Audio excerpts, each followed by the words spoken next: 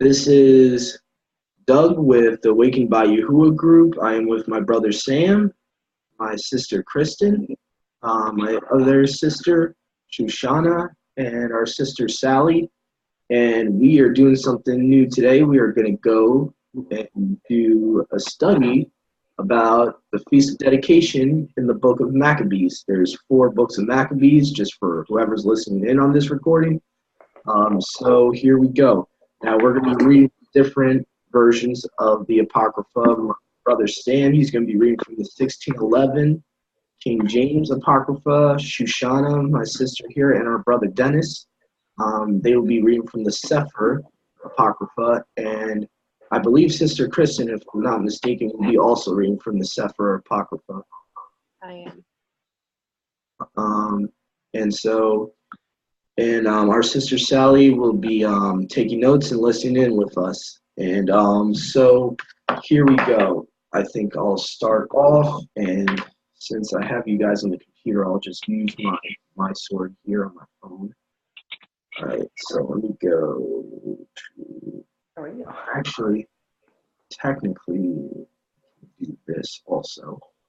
All right, here we go. So I will be reading from the Septuagint version of the Apocrypha just to make it a little interesting. Whoever's listening in, short little history on the Septuagint. Around 200, 300 BCE, which is a couple hundred years before Yahusha even was, took flesh and came to the earth. That is around the time of the Septuagint being composed, and 70 scribes total translated a earlier Hebrew Tanakh, Hebrew Old Testament, into Greek. And so that's where we get the Septuagint today. Sir Lancelot Brenton, a British guy, pretty much translated it into English for the first time in the 1800s. So I'm going to be reading from that translation because I've noticed sometimes that it blends with the New Testament perfectly. And so just because it's, from that time period of Yahushua being on the earth, and obviously I believe that the disciples used the Septuagint back then. The Masoretic text, which is the Old Testament of most Bibles today, was not composed until 1,000 years after the Septuagint. So I'm going to be using that version of Maccabees 1, and here we go. And it happened after that Alexander, son of Philip, the Macedonian, who came out of the land of Kittim, had smitten or killed Darius, king of the Persians, and the Medes, that he reigned in his stead, the first over Greece, and made many wars, and won many strongholds, and slew the kings of the earth. And went through the ends of the earth, and took spoils of many nations, insomuch that the earth was quiet before him. Whereupon he was exalted, and his heart was lifted up. And he gathered a mighty strong host, and ruled over countries and nations and kings, who became tributaries unto him. And after these things he fell sick, and perceived that he should die. Wherefore he called his servants, such as were honorable, and had been brought up with him from his youth, and parted his kingdom among them, where he was yet alive, while he was yet alive. Okay, so let me see here. I just want to make sure I'm at the right verse. Okay, so we were at verse 6. Verse 7? All right, thank you. So Alexander reigned 12 years, and then he died, and his servants bare rule everyone in his place.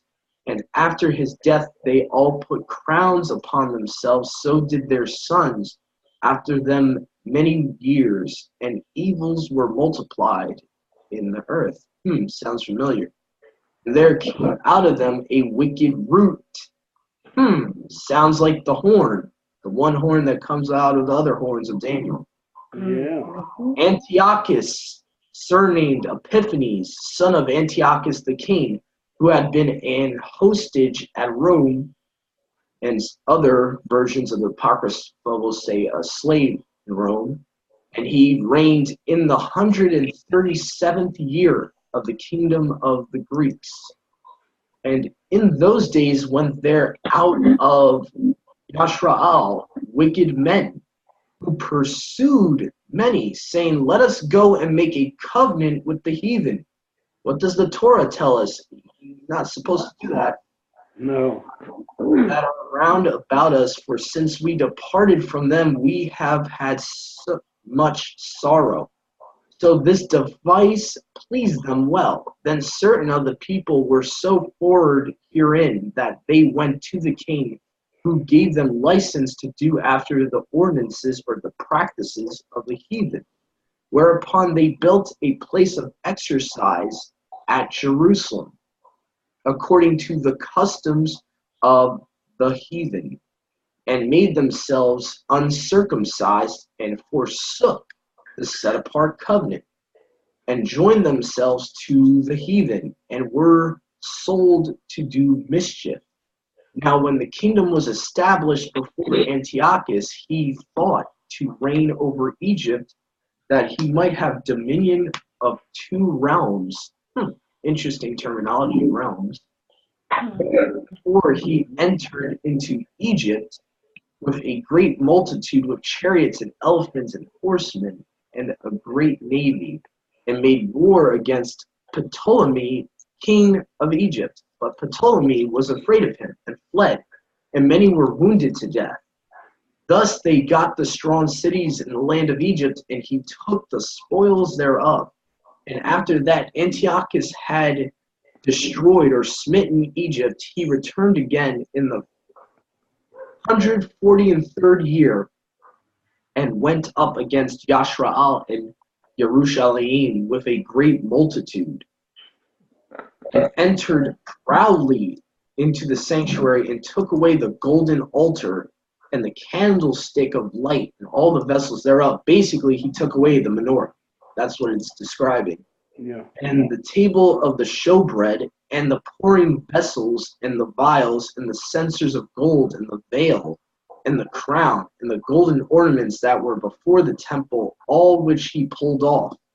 He took also the silver and gold and the precious vessels. Also he took the hidden treasures which he found. And when he had taken all away, he went into his own land, having made a great massacre, and spoken very proudly. Therefore there was a great mourning in Yashraal, in every place where they were, so that the princes and elders mourned, the virgins and the young men were made feeble, and the beauty of women were changed. Every bridegroom took upon lamentation, and she sat in the marriage chamber and was in heaviness. The land also was moved for the inhabitants thereof, and all the house of Jacob was covered with confusion. And after 2 years fully expired, the king sent his chief collector of tribute unto the cities of Yehuda, who came upon Yerushalayim with a great multitude, and spake peaceable words unto them, but all was deceit. For when they had given him credence, he fell suddenly upon the city, and smote it very sore, and destroyed much people of Yashraal. Verse 31, and when he had taken the spoils of the city, he set it on fire, and pulled down the houses and walls thereof on every side. But the women and children they took captive, and possessed the cattle. Then builded they built the city of David with a great and strong wall, and with mighty towers, and made it a stronghold for them. And they put therein a transgressful nation, wicked men, and fortified themselves therein. They stored it also with armor and victuals, and when they had gathered together the spoils of Yerushalayim, they laid them up there, and so they became a sore snare. For it was a place to lie in wait against the sanctuary, and an evil adversary to Yashraal. Thus they shed innocent blood on every side of the sanctuary and defiled it, insomuch that the inhabitants of Jerusalem fled because of them. Whereupon the city was made a habitation of strangers, and became strange to those that were born in her. And her own children left her. Her sanctuary was laid waste like a wilderness. Her feasts were turned into mourning,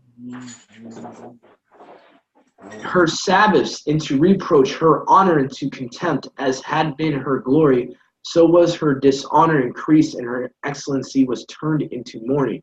Moreover, King Antiochus wrote to his whole kingdom that all should be one people. So this is a deception, telling everyone to be united. It's kind of like an NWO type of thing, where you're all one people, but under pretty much a falsehood. Verse 42 says, and everyone should leave his laws. So all the heathen agreed, according to the commandment of the king. And I want to stop at verse 42 real quick. And it seems like this is almost a partial fulfillment of Daniel 7, chapter 7, verse 25, where it says here, Daniel prophesying of this, and he shall speak words against the Most High, and shall wear out the set apart ones of the Most High, and shall think to change times and law. And power shall be given into his hand for a time, times, and a half a time. So we see a partial fulfillment of this in 1 Maccabees, chapter 1, verse, I think it was 41. Yeah. So moreover, King Antiochus wrote to his whole kingdom that all should be one people, and everyone should leave his laws. So all the heathen agreed according to the commandment of the king. Yea, many also of the Yashraelites consented to his religion, and sacrificed unto idols, and profaned the Sabbath. Verse 44, for the king had sent letters to messengers unto Jerusalem and to the cities of Yehudah, that they should follow the strange laws of the land, and forbid burnt offerings and sacrifice and drink offerings in the temple, and that they should profane the Sabbaths and festival days, and pollute the sanctuary, and set apart people, set up altars and groves and chapels of idols. I like the terminology of the Brennans. The terminology there, chapels of idols. What's a chapel in modern day? A church? Yep. It's pretty funny that Brenton would translate that as chapels. And sacrifice swine's flesh and unclean beasts, and that they should also leave their children uncircumcised, and make their souls abominable with all manner of uncleanness and profanation, basically profanity, to the end they might forget the law and change all the ordinances. Now, this is very interesting. This sounds like another correlation with the Tanakh. Not trying to make it this long chapter, but this kind of reminds me of Jeremiah 23, verse 7 in the Septuagint. Hold on, is it Jeremiah 23 or is it, let's see, it says, those who devise schemes to make people forget my name for the worship of Baal. Let me see, let me just check this real quick. Those that make my people forget my name. Because this is an interesting correlation here. All right, so it's Jeremiah chapter 23, verse 27. Sorry for the wait, people that are listening to this recording.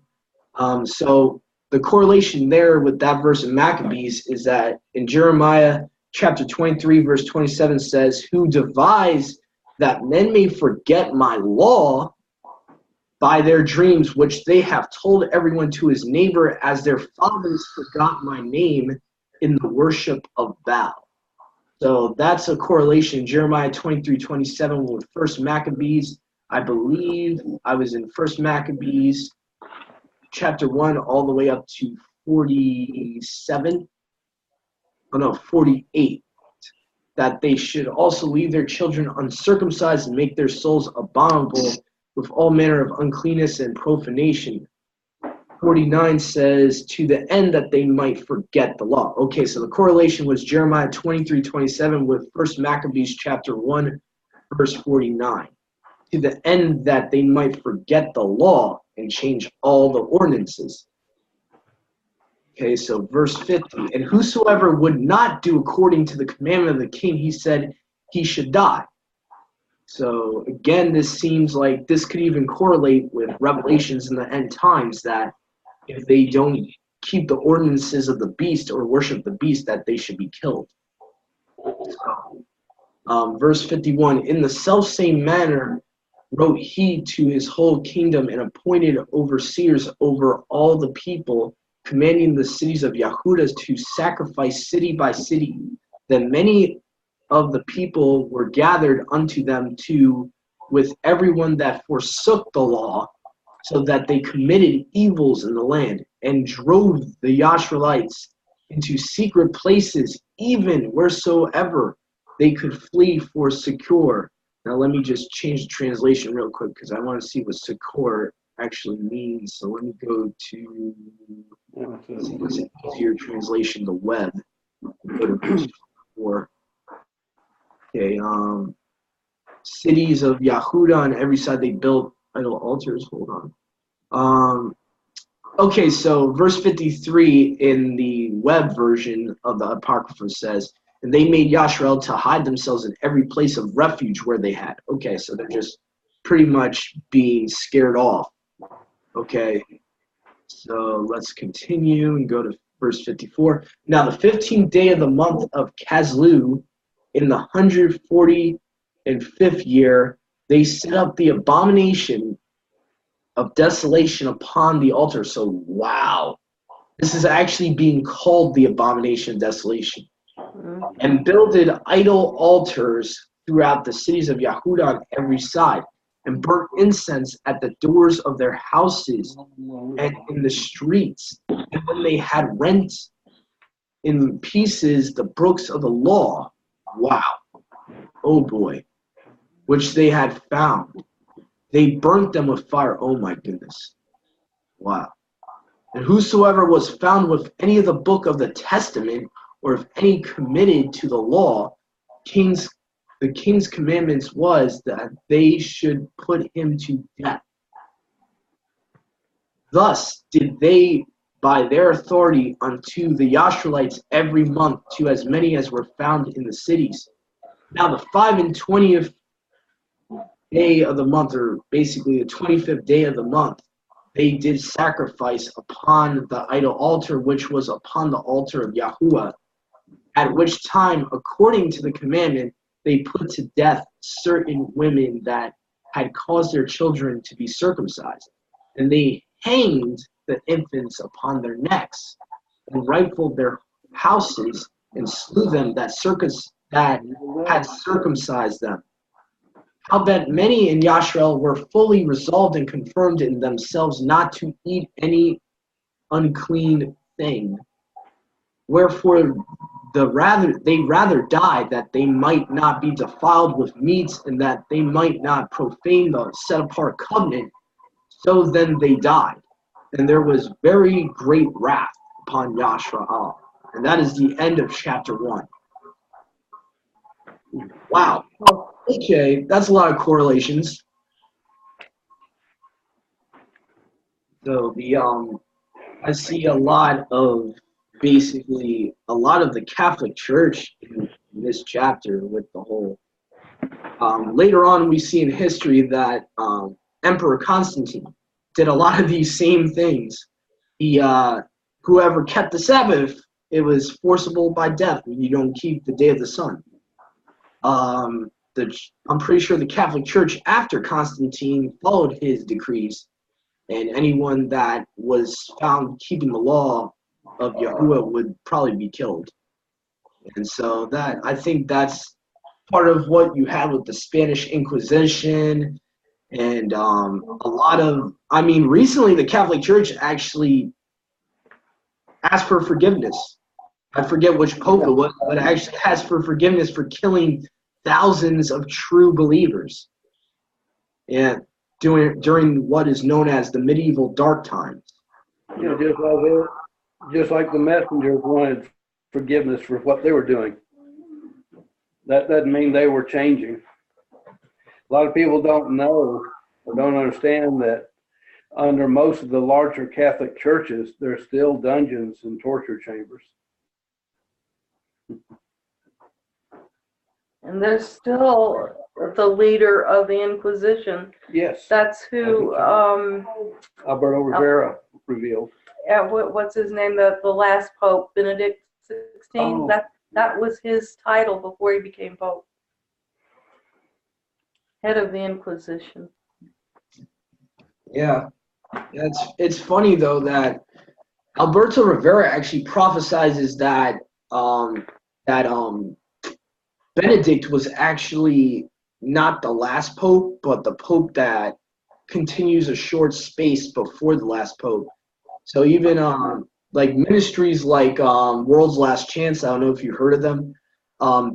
They came out of Seventh-day Adventism and actually came into a more Hebraic understanding. You can find them on YouTube. They're called World's Last Chance, and they believe in flat Earth and a lot of the stuff we believe in. And they actually have a thing on their website that shows the kings of Revelations 13, and they go into how they believe all the popes until now, the last 10 popes are the 10 kings. That's their opinion, and they believe that the last king that Revelation talks about, that another shall arise, is Pope Francis, and that Benedict was the one that must continue a short space, a short time, which he did. Technically, he did fulfill that because he only was Pope for a very short time. He was like the shortest lasting Pope. And then all of a sudden, Pope Francis, he resigns on his own behalf, and then Pope Francis comes to be what Alberto Rivera reveals in his book. He believes Francis is the very last Pope. So Yeah. I found that interesting. Yeah, we're definitely coming close to the Great Tribulation. Age of forever. Well, Pope Francis is, I'm sorry, go ahead. I was just going to say we kind of are in the Great Tribulation. It's just the beginning of sorrows is where we are. And Yes. chemtrails that they're pouring on us, and the laws that they're making for our ultimate demise. Lawlessness. It's all Yeah. coming together. I think it's like the birth pains. I would say we are in the very beginning stages of the tribulation period. What we're known as is Jacob's trouble, the birth pains, and how Yahushua says that, when you see all these things happen, know that they're the beginning of sorrows, the beginning of birth pains. So we're only in what would be known as the first stages. When all chaos is happening, that's when you're in like the middle of the tribulation period. When you start seeing like all this happening, and then the anti-Messiah, comes along. I do believe that he's going to come along and reveal himself. Nimrod will reveal himself and appear as JC, in my opinion, as Caesar Borgia, somehow. And, I believe that will be in the beginning of the tribulation period, because I think once that happens, it's going to kick off. Like Daniel 9:27 says, he stops a covenant in the middle of the week. And, it's going to be a fake covenant of peace, which is interesting because it seems like this chapter partially fulfills that when it talks about that he through his words, through his speech, brought peace, but it was deceit. So it seems like Antiochus is kind of like a template that the end times Nimrod is going to follow. He's gonna be a lot like this guy. He's gonna force people to be killed that want to keep the Sabbath, that don't want to eat unclean meats. Like the whole chapter was pretty much, that's what I got from it, was this is a template of what we need to look for in the end times, of what the anti-Messiah's character is going to be like. He's going to, he's going to be flatteries. Like, I think Brother Dennis said this. I think we read about this once with Brother Dennis. He talked about flatteries and how the anti-Messiah in Daniel, in the book of Daniel, talks about he's gonna understand dark sentences. He knows how to understand dark sentences. He will flatter many that break the covenant. I think it says in the book of Daniel, those that transgress the covenant, he will flatter. So he's going to be this guy that, pretty much compliments people for sinning. Pretty much what it's saying. He's going to be friends of transgressors and, encourage them to keep on sinning, basically. And so that's what I got so far from this chapter. Yeah, so I'd like to read a little bit from 2 Thessalonians 2, if you don't mind. Hold on, Kristen was, I think Kristen wanted to bring up something just now. Okay. You can do that right after Kristen goes. Yeah, just real quick, I wanted to mention in verse 21, it says, and entered proudly into the sanctuary and took away the golden altar and the menorah of light and all the vessels thereof. The menorah was 7 lamps, 7 lights. And I find it interesting, we haven't gotten there yet, but when we come to the Festival of Lights, which is celebrated by the Jews, otherwise known as the Synagogue of Satan, their menorah has 8 lights on it. So we know that the menorah was to represent the 7 feasts of Yahuwah. They actually have 9. 9. 9. Like you can look it up at I think on Google Images. I could probably look it up right now. Their menorah has 9 candlesticks, and it has the Star of Remphan right in the middle of it in Israel. Mm-hmm. Yeah, that's so right. the big giant one, like they show in Israel every year, like on postcards and stuff, it has like the so-called Star of David on it, and it has 9 candlesticks. So they're adding to the Torah. That's bad. That's like Yahuwah says, do not add to my word and do not take from it, so that you keep my commandments. So by adding and taking from it, you're actually transgressing his word. That's pretty much what he says in the Torah. Yes, and as we know, their Talmud goes against the Torah. So they live by the Talmud, really. Live by the mud. Yeah, unfortunately. Can I read something? 2 Thessalonians 2 talks about the revealing of the man of sin or lawlessness. And I'm starting here in verse 3. Let no one deceive you in any way, because the falling away is to come first, and the man of lawlessness is to be revealed, the son of destruction, who opposes and exalts himself above all that is called Elohim, or that is worshipped, so that he sits as Elohim in the Mishkan of Elohim, showing himself that he is Elohim. Do you not remember that I told you this while I was still with you? And now you know what restrains for him to be revealed in his time. For the secret of lawlessness is already at work, only until he who now restrains comes out of the midst. And then the lawless one shall be revealed, whom the master shall consume with the ruach of his mouth, and bring to naught with the manifestation of his coming. The coming is against the working of Satan with all his power, signs, and wonders of falsehood, and with all deceit of unrighteousness in those perishing, because they did not receive the love of the truth in order for them to be saved. And for this reason Elohim sends them a working of delusion for them to believe the falsehood, in order that all should be judged who did not believe the truth, but have delighted in unrighteousness.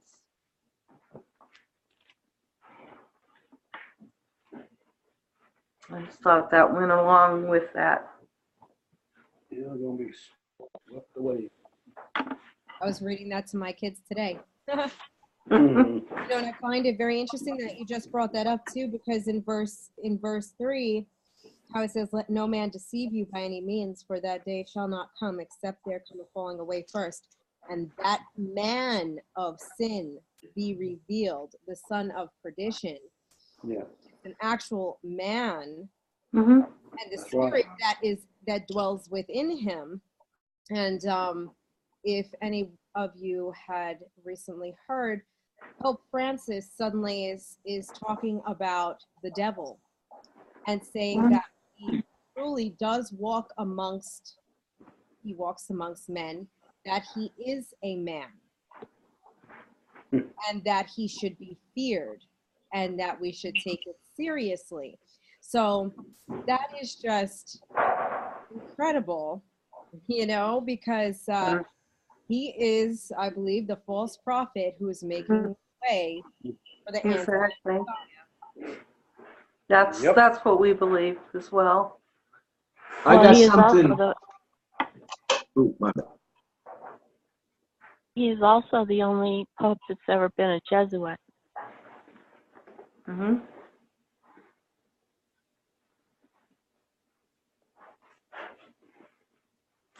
And so I think that's kind of interesting. Yep. But even in little small groups like ours, there's being falling away. The last group we were with, there was a falling away because they believed in men. They chose the writings of men and the words of men over the word of Elohim. And it just, I'm just seeing falling away because of clinging to men. Yeah. Those people are being sifted. Yes, we are. I was just talking to Doug about this before we came on to Zoom, talking about those who cling to men and not to Yahuwah. Yeah. No man. No man. No. The word of man will lead to the lake of fire. Yes. Yes. Let Yahuwah be true and every man a liar. Hallelujah. That's right. You heard that, Doug? We were just talking about that before we came on Zoom, remember? Yeah, I got something I wanted to share from that verse. I'm going to share my screen real quick. It's interesting how the restored name King James, instead of master for verse 8, actually puts Yahusha's name. Can you guys see this right here? In verse 8 it says, "And then shall the wicked one be revealed, whom Yahusha," well, they put Yahushua, "shall consume with the spirit of his mouth, and shall destroy with the brightness of his coming." So the restored name King James, instead of the master, they actually put Yahusha's name there, which I really can appreciate with that translation. Yeah. So I like that, and I also wanted to share something else too. Can you guys see this? This is what the menorah in Israel would be for their Hanukkah. They got the 9 candles and the Star of Remphan right there. Yes. Still seeing the scripture. So you got the 1, 2, 3, 4, 1, 2, 3, 4 on the other side, and then the 1 on the star, which is really weird. So I just wanted to share that real quick. Whoever, never knew about that. I didn't see that for some reason. I was still seeing the scripture. Oh, okay. All right. Hold on a sec. I can put it right back on. The Sefer also says Adonai Yahusha. Hmm. Interesting. Do you see it right now? The menorah? Yeah. So that's the picture I found on Google Images. That's their common menorah they have in Israel. So Very interesting. I had been around menorahs a good part of my life, being that I grew up with them in my home, and I forgot that yes, there are four. There are four on either side, and the one in the middle, the eternal flame. And I just remembered that when I was very young, my mom and dad went to Israel, and when they were in Jerusalem, they bought a menorah. It was very, very beautiful. It was made of brass and it was handcrafted and painted. And in the center were two doors. And you open the doors and there was writing inside. And I have not yet come across that, but I'm sure within the next few weeks I will. I'm interested in finding out what it says exactly. Yeah. And I will definitely be sure to share that with you. It's very interesting. Yeah. And I haven't thought about that in, oh my goodness, I don't know how long, but I'm sure there's a reason for it. Mm-hmm.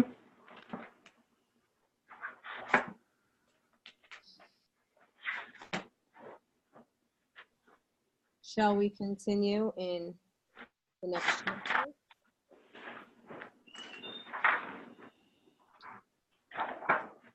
Dennis, are you there?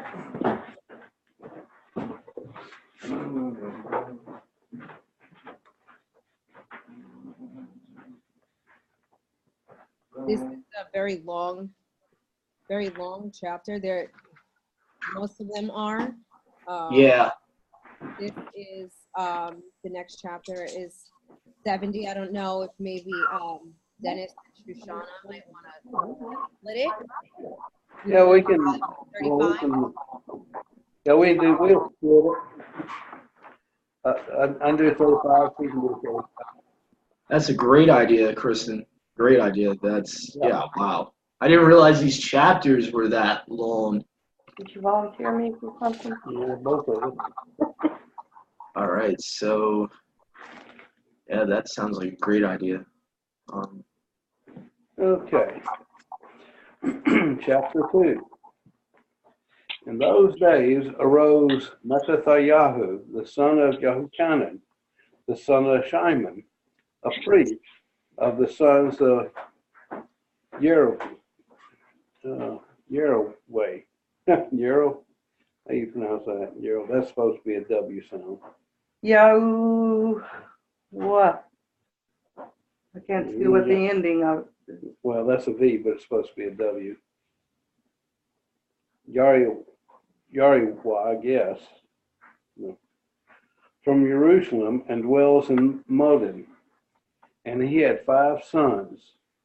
Jehochanan, called Kettis, Shimon, called Thasi, Yehuda, who was called Maccabee, Eleazar, called Abron, and Jonathan, whose surname was Aplis. And when he saw the blasphemies that were committed in Yehuda and Jerusalem, he said, "Woe is me, wherefore was I born to see this misery of my people, and of the set apart city, and to dwell there, when it was delivered into the hand of the enemy, and the sanctuary into the hand of strangers. Her temple is become as a man without esteem. Her esteemed vessels are carried away into captivity. Her infants are slain in the streets, her young men with the sword of the enemy. What nation has not had a part in her kingdom and gotten of her spoils? All her ornaments are taken away. Of a free woman she has become a bondservant. And behold, our sanctuary, even our beauty and our esteem, is laid waste, and the other people have profaned it. To what end, therefore, shall we live any longer? Then Mattathiah and his sons rent their clothes and put on sackcloth and mourn very sore. In the meanwhile, the king's officers, such as compelled the people to revolt, came into the city Modin to make them sacrifice. And when many of Yisrael came unto them, Mattathiah also and his sons came together. Then answered the king's officers and said to Mattathiah on this wise, You are a ruler and an honorable and great man in this city, and strengthened with sons and brethren. Now therefore come, you first, and fulfill the king's commandment, like as all the heathen have done. Yes, and the men of Yehuda also, and such as remain in Jerusalem. So shall you and your house be in the number of the king's friends. And you and your children shall be honored with silver and gold and many rewards of men. Then Mattathiah answered and spoke with a loud voice, Though all the nations that are under the king's dominion obey him, and fall away every one from the faith of their fathers, and give consent to his commandments, yet will I and my sons and my brethren walk in the covenant of our fathers. For be it that we should forsake the Torah and the ordinances, we will not hearken to the king's words, to go from our faith, either on the right hand or the left. Now when he had left speaking these words, there came one of the Yehudim in the sight of all to sacrifice on the altar which was at Modin, according to the king's commandment. Which thing, when Mattathiah saw, he was inflamed with zeal, and his mind trembled, neither could he forbear to show his anger according to judgment.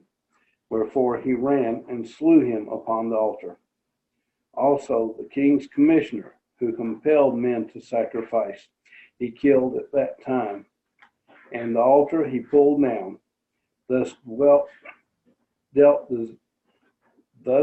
he jealously for the Torah of Elohim, like as Phinehas did unto Zimri. This is Phinehas did unto Zimri, the Moabite, the son of Shalom. And Mattathiah cried throughout the city with a loud voice, saying, Whosoever is zealous of the Torah and maintains the covenant, let him follow me. For he and his sons fled into the mountains, and left all that ever they had in the city. Then many that sought after justice and judgment, sought after righteousness, went down into the wilderness to dwell there, both they and their children and their women and their cattle, because afflictions increased sore upon them. Now when it was told the king's servants and the host that was at Jerusalem, in the city of Daud, that certain man who had broken the king's commandment, were gone down into the secret places in the wilderness. They pursued after them a great number, and having overtaken them, they camped against them, and made war against them on the Shabbat, of course. And they said to them, Let that which you have done hitherto suffice. Come forth, and do according to the commandment of the king, and you shall live. But they said, We will not come forth, neither will we do the king's commandment, to profane the Shabbat. So then they gave them the battle with all speed. Howbeit they answered them, No, neither cast they a stone at them, nor stopped the places where they lay hid. And I'll let you finish that.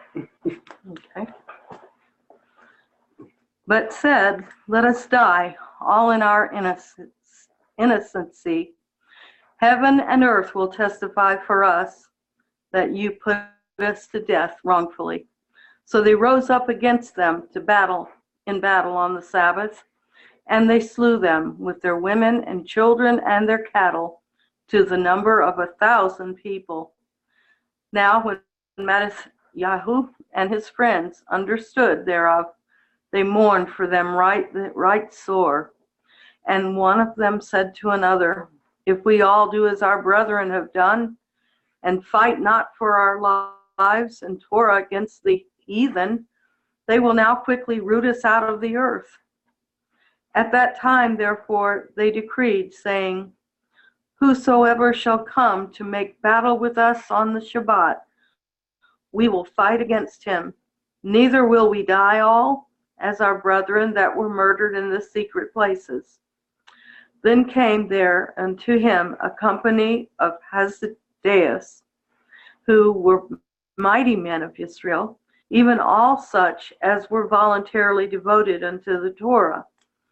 Also all that they that fled for persecution joined themselves unto them, and were a stay unto them. So they joined their forces and smote sinful men in their anger, and wicked men in their wrath. But the rest fled to the heathen for help. Then Mattathiah and his friends went round about and pulled down the altars, and what children soever they found within the coast of Israel uncircumcised, those they circumcised valiantly. They pursued also after the proud men, and the work prospered in their hand. So they recovered the Torah out of the hand of the other people, and out of the hand of kings, neither suffered they the sinner to triumph. Now, when the time drew near that Mattathiah should die, he said unto his sons, "Now has pride and rebuke gotten strength, and the time of destruction and the wrath of indignation. Now therefore, my sons, be you zealous for the Torah, and give your lives for the covenant of your fathers.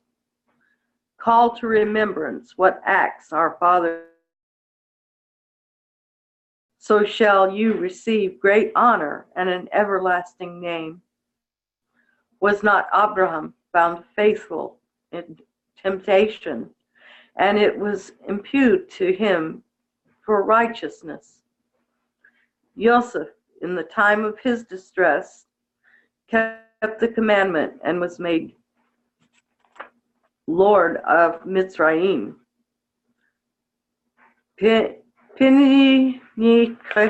Pinchas, our father, in becoming zealous and fervent, obtained the covenant of an everlasting priesthood. Yahusha, for fulfilling the word, was made a judge in Israel. Caleb, for bearing witness before the assembly, received the heritage of the land. Daud, for being merciful, possessed the throne of an everlasting kingdom. Eliyahu, for being zealous and fervent for the Torah, was taken up into the heavens.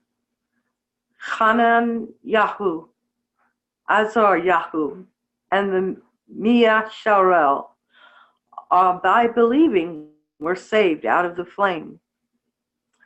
Daniel, for his innocency, was delivered from the mouth of lions.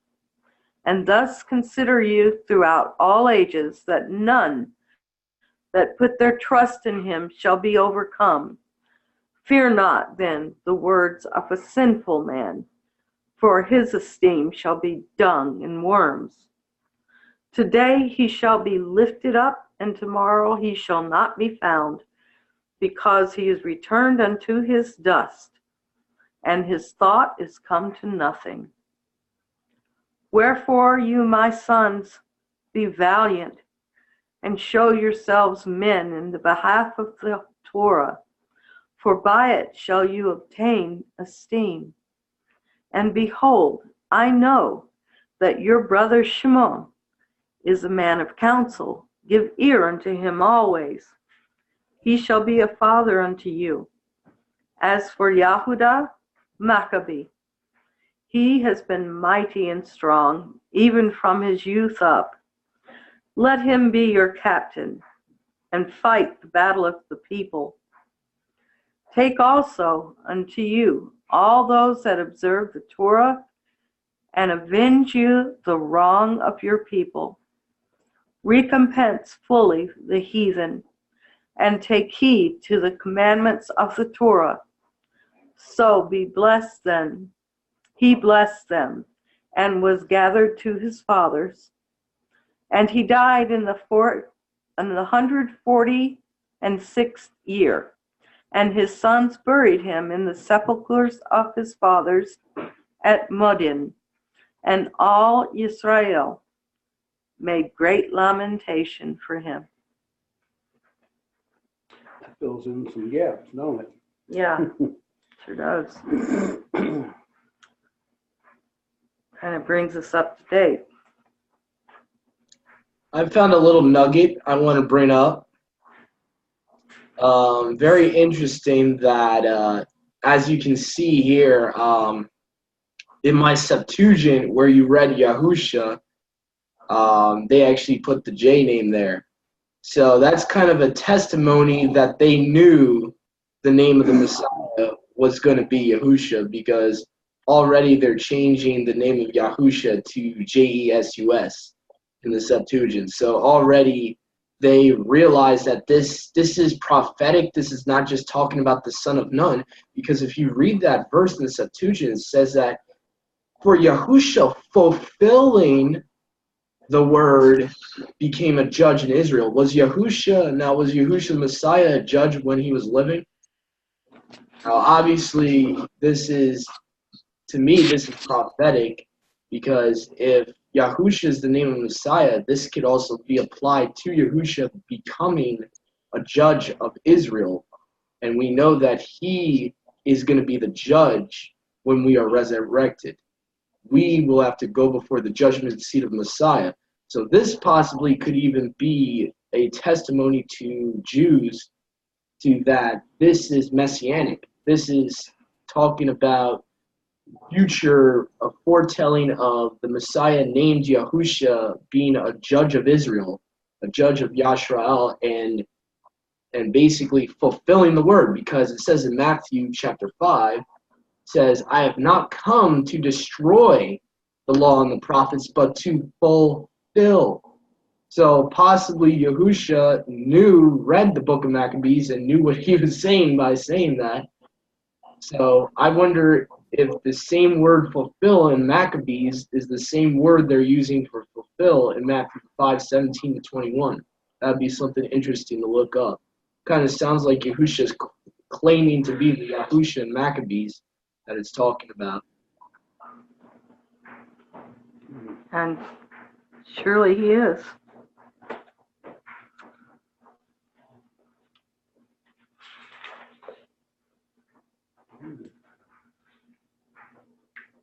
I found it interesting. A lot of cross references I found was for Phineas. Phineas, son of Eleazar, is the one who killed an Israelite man for coming into a pagan woman. He was the one that had the spear. I think it's in the book of Judges, and he killed a man for laying with a pagan woman, a Midianite woman who was not part of Israel, who was not in covenant with Yahuwah. So I think it's in Numbers. Yes, I need to get more. Oh, okay, Numbers. My bad about that. So I know I definitely read about it. It's all about Baal of Peor and how these women got them to sacrifice to the idol Baal of Peor, and supposedly the Balaam was the one that did that and pretty much tricked the Israelite men into coming into these women, and then Phineas he had the zeal for Yahuwah's commandments and just he was like, enough is enough. Yeah, he ran them both through, the man and the woman. And I found some interesting references in this chapter of verse 21 to 22 is referencing to the commandments. Let me see here if I can find that real quick. It's chapter 2 of Maccabees, verse 21 and 22. Yah forbid that we should forsake the law and the ordinances.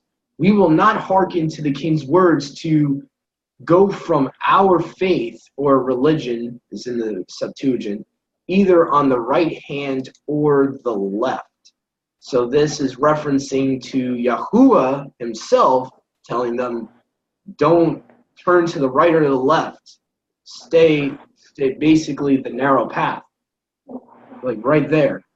And the book of Joshua references that. That's where it's first spoken, is Joshua telling I am giving you these words to keep all the words of this law. You are not to turn right or to left. And so Yahusha, son of Nun, is chosen by Yahuwah to give the law again to the people after Moses dies. And so he's like the successor, the son of Nun. He's literally, and so he's one of the guys Yahuwah uses to prophetically foretell of Yahusha. There's two Yahushas in the Old Testament.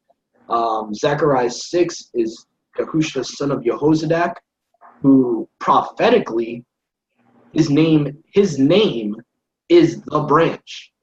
So Yahuwah tells you specifically that is the name of my son, the Messiah, is Yahusha, because he says, he says, put a crown.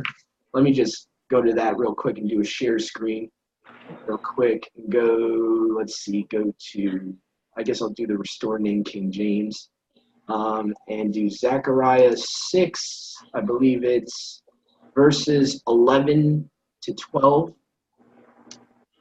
And let me make sure I'm on shared screen here.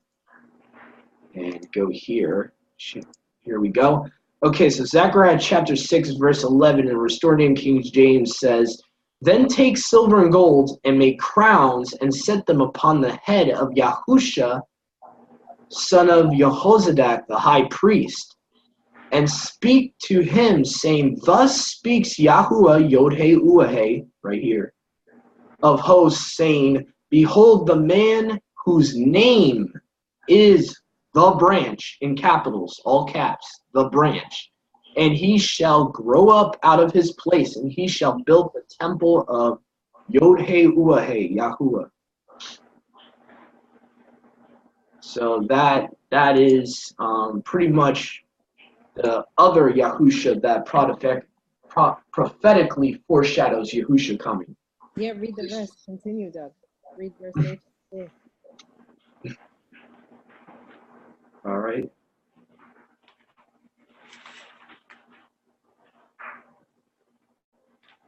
Okay, so we're now in chapter 3. Is this another large chapter, Kristen? Or all right, so let's see who hasn't read yet. Trying to think. So Shoshana's read. Dennis has read. I've read. Sam, I don't think you have read yet. Kristen, I don't think you have read. So I don't know if you guys want to share for this chapter. I can read. Okay. Okay, I'll be reading from the Sefer. Okay, chapter 3, verse 1. Then his son Yehuda, called Maccabee, rose up in his stead, and all his brethren helped him, and so did they all that held with his father, and they fought with cheerfulness the battle of Yasharal. So he got his people great honor, and put on a breastplate as a giant, and girt his warlike harness about him, and he made battles protecting the host with his sword. In his acts he was like a lion, and like a lion's whelp roaring for his prey. For he pursued the wicked and sought them out, and burnt up those that vexed his people. Wherefore the wicked shrunk for fear of him, and all the workers of iniquity were troubled, because Yeshua prospered in his hand. He grieved also many kings, and made Yaakov glad with his acts, and his memorial is blessed forever. Moreover, he went through the cities of Yehuda, destroying the wicked out of them, and turning away wrath from Yasharal, so that he was renowned unto the utmost part of the earth, and he received unto him such as were ready to perish. Then Apollonius gathered the other people together, and a great host out of Shamaron, to fight against Yasharal. Which thing when Yehuda perceived, he went forth to meet him, and so he smote him and slew him. Many also fell down slain, but the rest fled. Wherefore Yehuda took their spoils, and Apollonius' sword also, and therewith he fought all his life long. Now when Saron, a prince of the army of Aram, heard say that Yehuda had gathered unto him a multitude and company of the faithful to go out with him to war, he said, I will get me a name and honor in the kingdom, for I will go fight with Yehuda, them that are with him, who despise the king's commandment. So he made him ready to go up, and there went with him a mighty host of the wicked to help him, and to be avenged of the children of Yasharal. And when he came near to the going up of Bet Sharon, Yehuda went forth to meet him with a small company, who, when they saw the host coming to meet them, said unto Yehuda, how shall we be able, being so few, to fight against so great a multitude and so strong, seeing we are ready to faint with fasting all this day? Unto whom Yehuda answered, it is no hard matter for many to be shut up in the hands of a few, and with the Elohim of heaven it is all one, to deliver with a great multitude or a small company. For the victory of battle stands not in the multitude of a host, but the strength comes from heaven. They come against us in much pride and iniquity to destroy us, and our women and children, and to spoil us. But we fight for our lives and our Torah. Wherefore Yahuwah himself will overthrow them before our face. And as for you, be not afraid of them. Now as soon as he had left off speaking, he leapt suddenly upon them, and so Saron and his host was overthrown before him. And they pursued them from the going down of Bet Sharon unto the plain, where were slain about 800 men of them, and the remnant fled into the land of the Pelishtim. Then began the fear of Yehuda and his brethren, and an exceeding great dread to fall upon the nations round about them, insomuch as his fame came unto the king, and all nations talked of battles of Yehuda. Now when King Antiochus heard these things, he was full of indignation. Wherefore he sent and gathered together all the forces of his realm, even a very strong army. He opened also his treasure, and gave his soldiers pay for a year, commanding them to be ready whensoever he should need them. Nevertheless, when he saw that the money of his treasures failed, and that the tributes in the country were small, because of the dissension and plague which he had brought upon the land in taking away the Torah, which had been of old time, he feared that he should not be able to bear the charges any longer, nor to have such gifts to give so liberally as he did before. For he had abounded above the kings that were before him. Wherefore, being greatly perplexed in his mind, he determined to go into Persia, there to take the tributes of the countries and to gather much money. So he left Lysias, a nobleman and one of the blood royal, to oversee the affairs of the king from the river Perath unto the borders of Mitzrayim, and to bring up his son Antiochus until he came again. Moreover, he delivered unto him the half of his forces and the elephants, and gave him charge of all things that he would have done, as also concerning them that dwelt in Yehuda and in Jerusalem. To wit, that he should send an army against them, to destroy and root out the strength of Yasharal and the remnant of Jerusalem, and to take away their memorial from that place, and that he should place strangers in all their quarters and divide their land by lot.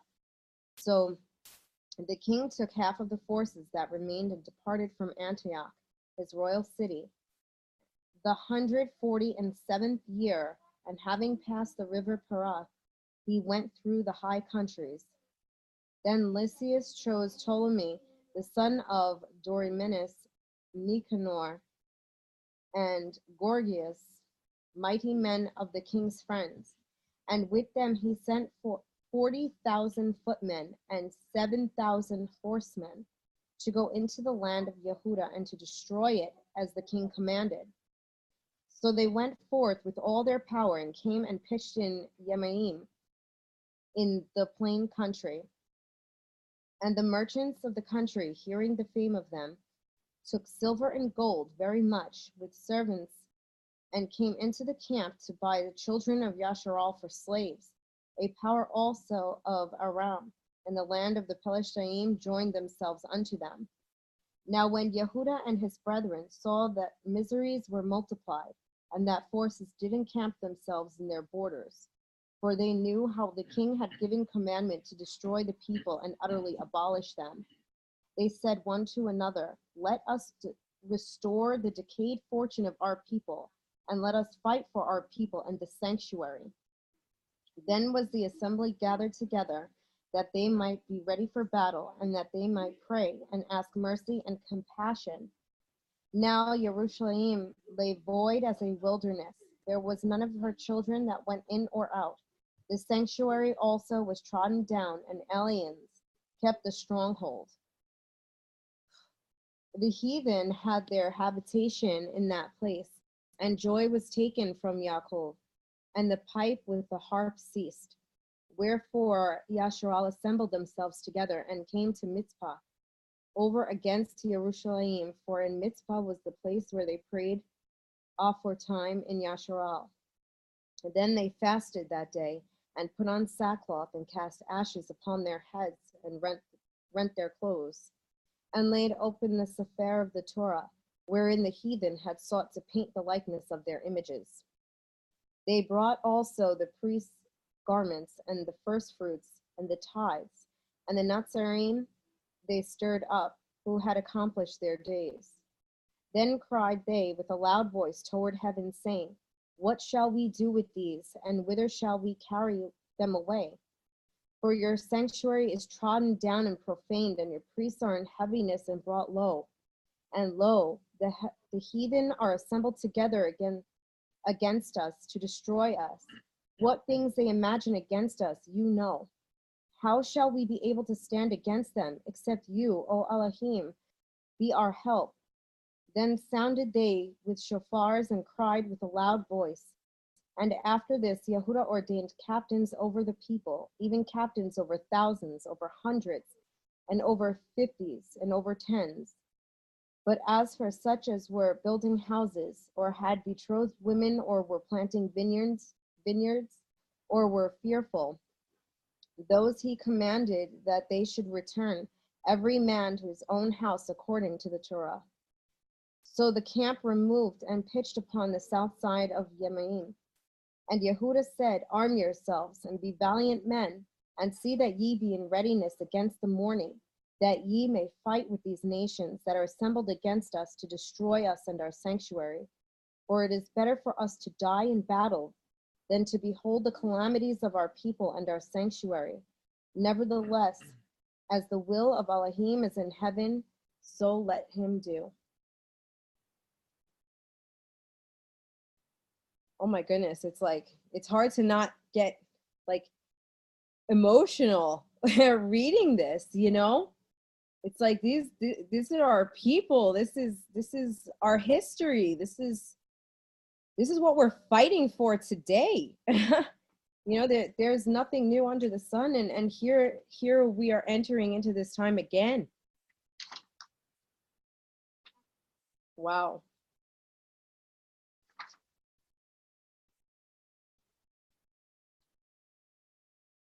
It's like you can almost play it in your mind, like watching a movie, being there and seeing this, and it's so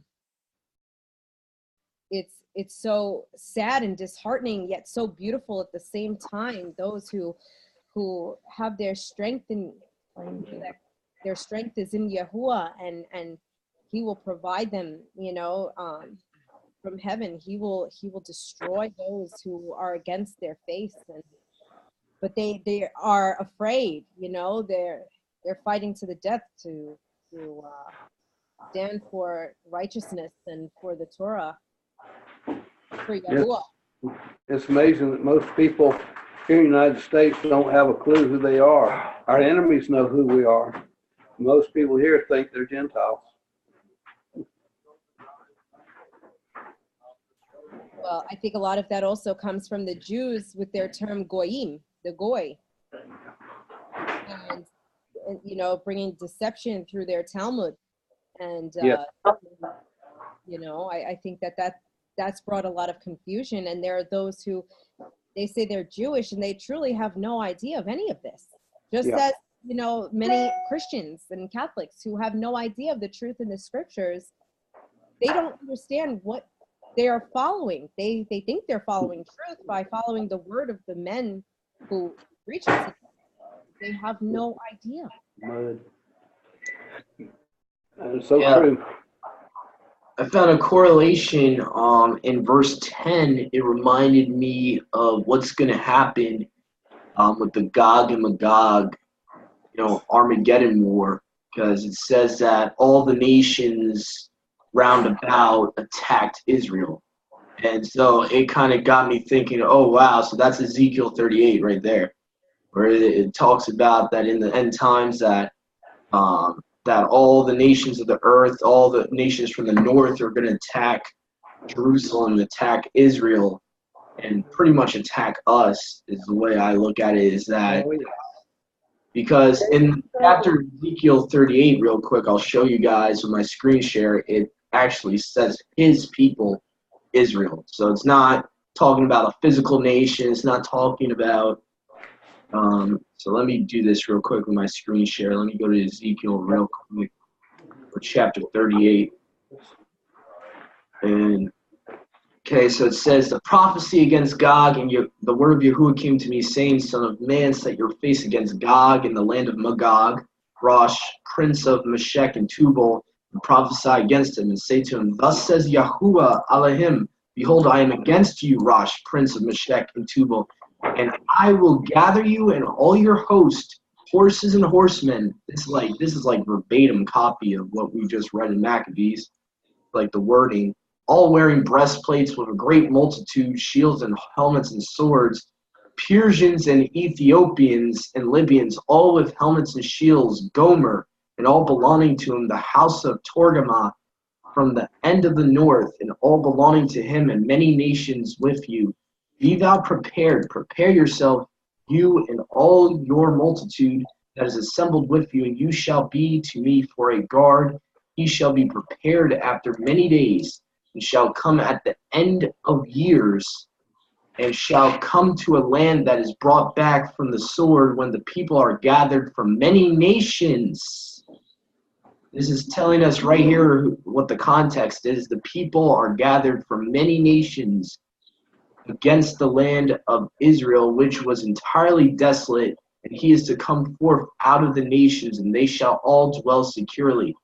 So this is talking about us gathering from all the other nations, Israel being gathered into the land of Israel.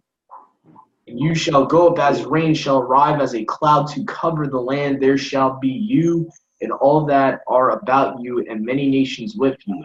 Thus says Yahuwah Elohim, it shall also come to pass in that day that thoughts shall come up into your heart, and you shall devise evil devices. And you shall say, I will go up to the rejected land. I will come upon them that are at ease and tranquility and dwelling in peace, all inhabiting a land in which there is no wall, no bars, nor have they doors, to seize plunder and to take their spoil, to turn my hands against the desolate land that is now inhabited, and against a nation that is gathered from many nations. Boom. It's telling you that that's the nation of Yasharel is going to be gathered from many other nations. Oh, yes. So to me, that's the Trojan horse right there for people that believe that it's talking about the state of Israel. Can't be, because it says it's people from many other nations that become one nation. So obviously, in context, it's talking about us. This is And talking so, about after the Oh, so, 1,000 years. so that kind of brought it up back to me with, with that verse, chapter 3, verse 10 of Maccabees, talking about all these nations attacking Israel. So that's what brought up Ezekiel 38 to me. So it kind of sounds like the Battle of Armageddon almost. I believe this Ezekiel 38 is actually a war that happens right after the 1,000 years of peace are finished, and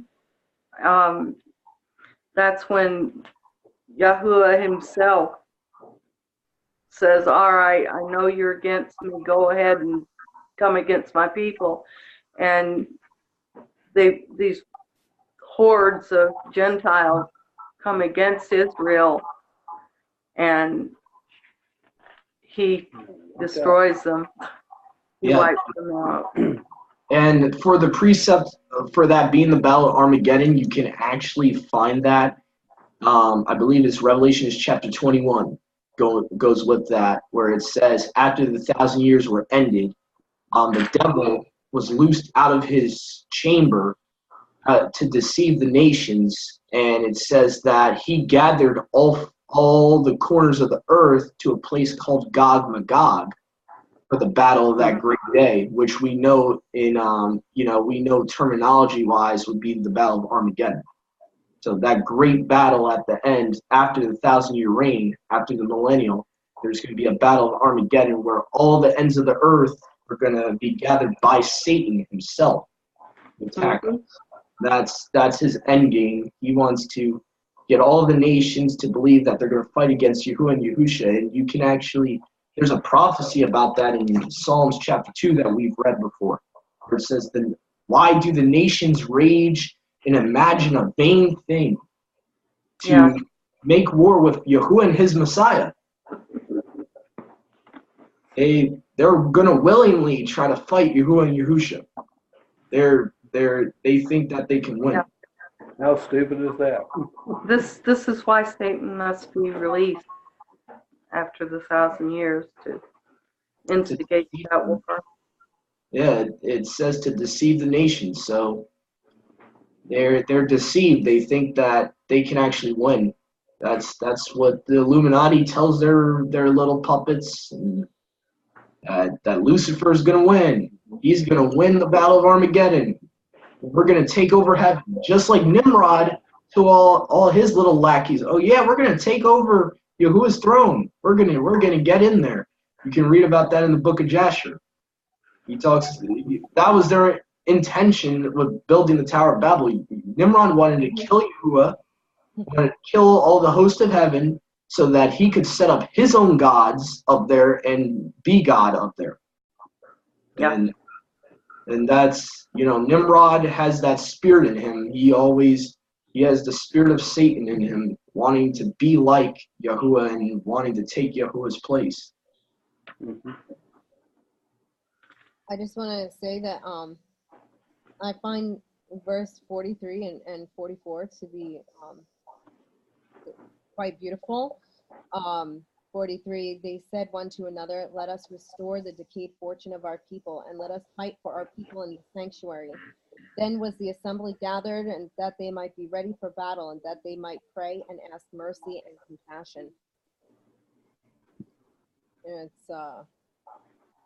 it's like so sad, but so incredible. They knew what they had to do, and that they sought, Yahuwah before entering into that battle. They knew that they were seeking righteousness and to avenge their people. And I think these are things that we need to pay attention to in the times to come, because we have no idea how we will be called.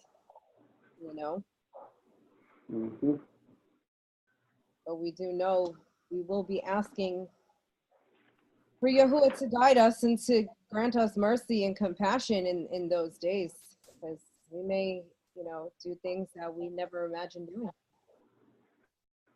This is true. Actually, Daniel 11 speaks of those who know their Elohim will do great exploits. Yeah. Just like what we heard here. Yes, Yeah. and It's so crazy how the book of Maccabees so far pretty much is partially fulfilling everything Daniel was saying before this was happening. Like pretty much the first 2-3 chapters, it's fulfilling the big horn. I mean the little horn that comes out of the other horns. So I kind of find it interesting. It's actually like fulfilling what he said beforehand, and it's pretty much the Antiochus Epiphanes. I like to think of him as that little horn that comes out of the other horns, because the first chapter we read, we had Alexander the Great, the he-goat. From him came up those other horns, those other canes, and then from those other canes, a little horn, Antiochus Epiphanes, came. So it's really interesting how it was being fulfilled already, what he was saying, and not too long after. Like the Maccabean revolt, I think, was like around the 70 years of Daniel, if I'm not mistaken. So it was not too far after.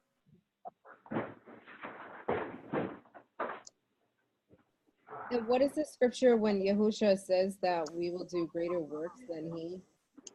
Let me see here. I've often wondered about that, because we're not able to pronounce people well in his name. We have tried it. Can't do it. Yeah, it's John 14:12. Yeah, I just found it. Yeah. This is really controversial because it's like, how can we do stuff that's greater than Yahusha when we're flesh? We're not divine like he is. We're not a deity like him. Like it's hard for me to wrap my mind around how someone in our human carnal state could possibly do something greater than him. I don't know. Maybe I'm missing the context of what he's actually saying. Like, I feel the same way. That doesn't make sense to me. It's like, I don't know. Well, it says, he that believes on me, the works that I do shall he do also. And greater works than these shall he do. So I'm guessing Yahusha's talking about the works that he's doing at that moment. I don't think this in context would include walking on water, raising it. So gotta be careful with the context too, because we as carnal fleshy beings, it's impossible to do some of the stuff he did. Like he raised Lazarus from the dead. No human being can do that on their own. No human being without technology, without any assistance, can just be like, Lazarus, get up. Like, no one could do that. So only Yahuwah can do it. I think only in context he has to be talking about a specific works that he's doing at that moment. That's the only thing that would make sense, is that he's talking about certain works that he's done that we would be able to do them. Not really, because there is a scripture that tells us that we will do these things. These signs shall surely follow, and it includes the raising the dead, and the sick shall be made well. I can't turn to it right now, but you know the scripture. Yeah, I believe in that. Through him we can do miracles and stuff like that, but I definitely still believe there's a limitation to what we can do. We can do nothing. Of ourselves, we can do nothing. Even Yahusha said that. He himself can do nothing. God can in chapter 5:30. that he says in verse 13, after the verse you read, whatsoever you ask in my name, that I shall do, in order that the Father might be esteemed in the Son. So Possible. there is a time when we will be doing these things. And I believe that this is part of the information we're lacking, that the Catholic Church has managed to remove. Key information, yes, that we need to connect with the Ruach in a way to pronounce people well or rise up from the dead. We should be doing these things, but they've taken away the information that